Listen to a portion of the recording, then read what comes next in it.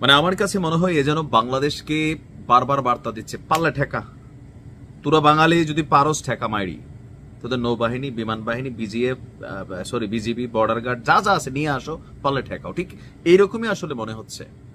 না না, আমার সাথে ঘটে নাই তো, আপনার সাথেও ঘটে নাই, এজ এ নিউজ হিসাবে বিষয়টা আপনি ফিল করতেছেন, কিন্তু একই ঘটনা যখন আপনার পরিবারের সাথে ঘটে তখন বিষয়টা কোন লেভেলে যায়।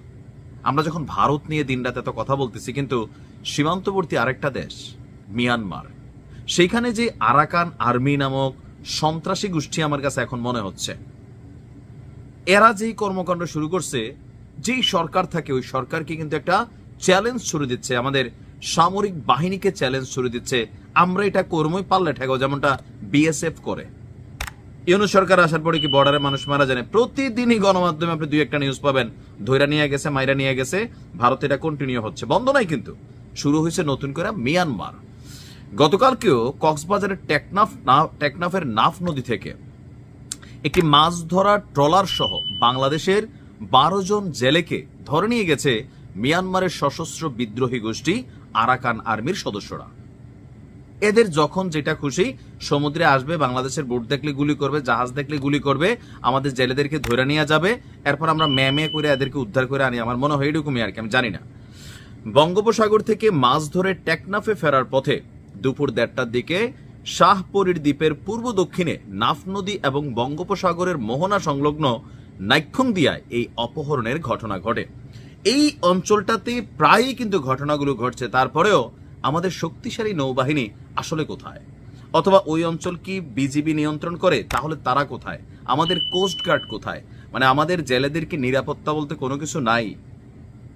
সমুদ্রে গেলে ডাকাইতে ধরে, একটু হয়তো 19-20 হলে আরাকান আর্মি ধরে নিয়ে যায়।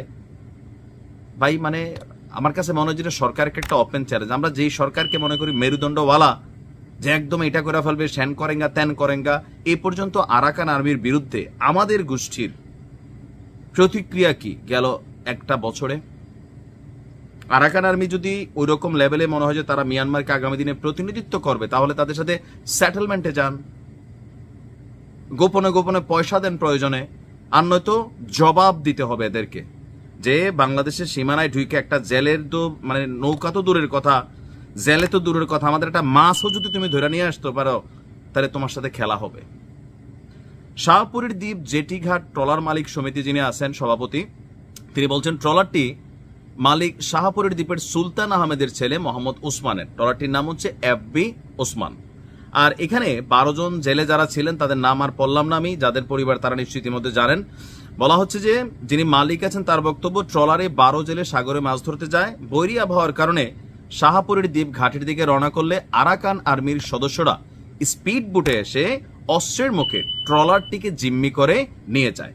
তা আমাদের বিজিবির যিনি আছেন টেকনাফ 2-এর, তিনি আবার বলছেন যে বিষয়টি শুনেছেন, পরিবারের পক্ষ থেকে কিছু জানানো হয়নি, আরাকান আর্মির সাথে যোগাযোগের চেষ্টা চলছে। মানে আমরা কি সেটেলমেন্ট করে চলতেছি? তা আমাদের এই এতগুলা গোষ্ঠী, এতগুলা বাহিনী ফাইলা লাভ কি ভাই? রাষ্ট্রের টাকা দিয়ে, নিজের পকেটের টাকা দিয়ে। এখন আমরা তো নিউজ করতেছি, আপনি শুনতেছেন, যাদের বাড়ি, যাদের পরিবার এইরকম ঘটনায় 3 দিন পরে পরে পড়তেছে, যারা সাগরে গিয়ে মাছ ধরতে হচ্ছে, আপনি এদের অবস্থানে থেকে নিজের একটু রেখে চিন্তা করেন। তখন আপনার মনে হবে না যে আমি এই দেশের একজন নাগরিক হইয়া আমার নিরাপত্তা কে দিচ্ছে? আজকে হ্যাঁ, কালকে হ্যাঁ, পরশু আমি। এটা বাংলাদেশকে খুললাম